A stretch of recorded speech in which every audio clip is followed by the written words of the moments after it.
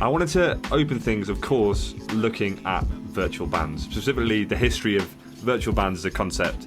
Because everyone goes on about Gorillaz as the virtual band, and Jamie Hewlett himself, he's been asked why he thinks there haven't been ones who are as successful as Gorillaz, and I'm quoting directly what he said here: because nobody would dare copy us. We did it first, and we did it as best as it could be done. It's nice and modest. Yeah, there's maybe some irony there, I'm not sure. But there is a history that goes back before Gorillaz. So even though the term hadn't been coined at the time, technically Alvin and the Chipmunks were the first virtual band to exist. And they were formed in the late 1950s, obviously with the accelerated recording of voices to create that sound. In the 60s, there was more American fictional bands. The Archies were formed out of the animated TV series The Archie Show. And then more recently, and definitely more relevantly to Gorillaz, there is a deep debt to anime and Japanese idol culture in a lot of virtual bands. So much so that I consulted my friend who is a self-proclaimed weeb, and he described Gorillaz as anime for normies. So he's saying that it's basically ripping off all of that. Some quick examples of that would be the singer Hatsune Miku and then the YouTuber Kasuna Al as well. Anyway, I was thinking about this concept more generally. The buzz that was generated kind of circa 2000 to 2005 about virtual bands and Gorillaz. It reminds me of something else. Do you remember, Ollie, when everyone thought that 3D was the future of cinema? Like, Avatar had just come out, and it's like, oh my god, 3D is amazing. Like, Avatar was the first 3D film I watched in the cinema, actually. I remember getting the glasses and whatnot. Yeah, and at that point, all the studios and all the audiences were like, right, this is the future. Like, this is where it's going. Can you imagine in 10 years what the technology we're going to have is? And lo and behold, it's died, because it's not really, interesting or revolutionary. It's just a gimmick. And I wonder, once you get past the idea of virtual bands and the novelty and the kind of, wow, how postmodern is this? Is it actually as cool and interesting as you think? So, like, given Gorillaz and all the interesting things going on there, Damon Albarn's songwriting, the collaborations, the melding of genres, is the virtual band aspect just like one of the more relevant things about the band? I don't know if I see them.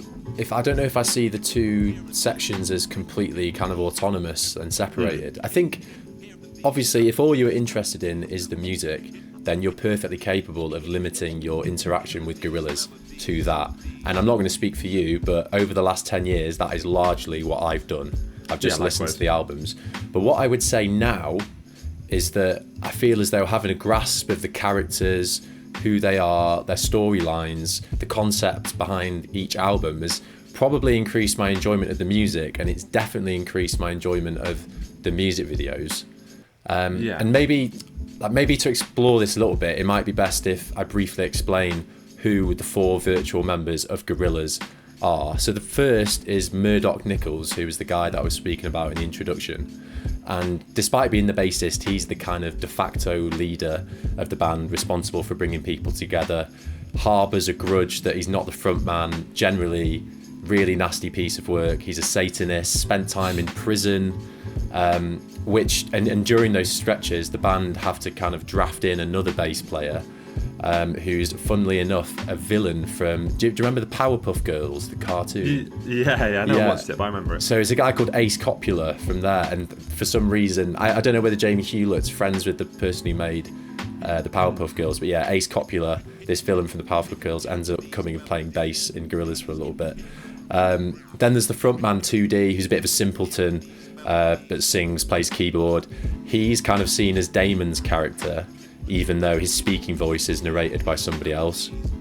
Then there's Noodle, who's a Japanese musician who came to the attention of the band after they put an advert out in a paper for a new lead guitarist, and a FedEx crate arrives at their studio over the next day, and this 10-year-old Noodle pops out, and she's like a musical prodigy and supposedly wrote all the music on Demon Days, which I guess is important for this podcast. And then finally is Russell Hobbs, who's like the sole American member of the band. He's responsible for drums and percussion. And basically, as a teenager in New York, his friends that were rappers were all killed in a drive-by shooting, and their spirits now inhabit his body and come out now and again to make guest vocal appearances. All that means is basically that Russell is this kind of like perfect hip-hop musician. God, yeah. And I'm not trying to say that when I'm listening to Demon Days, I'm listening to a drum beat and thinking, oh yeah, this is, the spirit this of is God's work, friend coming out. But one thing I do think is take Plastic Beach as an example. I find it fascinating that you can come up with, you know, a cartoon concept of this kind of hazardous sludge in the middle of the ocean, and then build an album around this idea, and then get people like Snoop Dogg, like Lou Reed, like Marquis Smith, like Kano to come up with lyrics and ideas and songs around that idea. So I think conceptually I find it interesting, even if all the kind of background character stuff that I just spent a good 5 minutes talking about isn't strictly important, if that makes sense.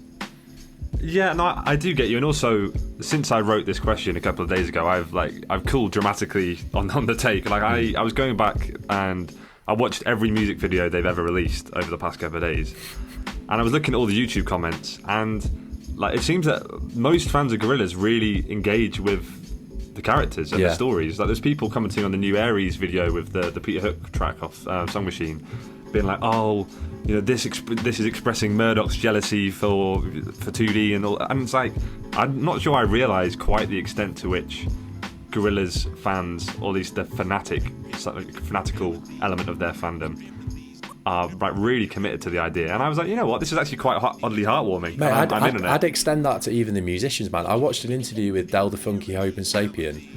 So he's the rapper that appears on Clint Eastwood, for people who aren't familiar.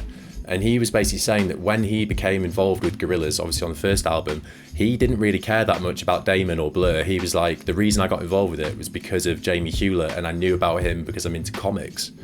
And, you know, I think obviously Jamie Hewlett takes somewhat of a kind of backseat because Damon Albarn is who he is and Blur are who they are in this country.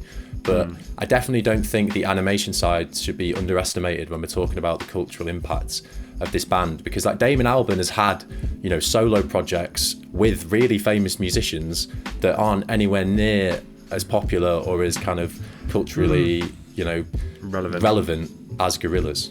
That's true. I mean, also we're at a point where Gorillaz are globally vastly more popular than Blur. Yeah, which is interesting. Shocking. Yeah, it is interesting. I mean, could we say this, that overall the concept of virtual bands in general is maybe a bit trite, but in this instance Gorillaz have done it really well, and they have got, you know, people, really talented musicians to buy in on the idea, and because of that it really works. Yeah, I think that's probably a fair assessment.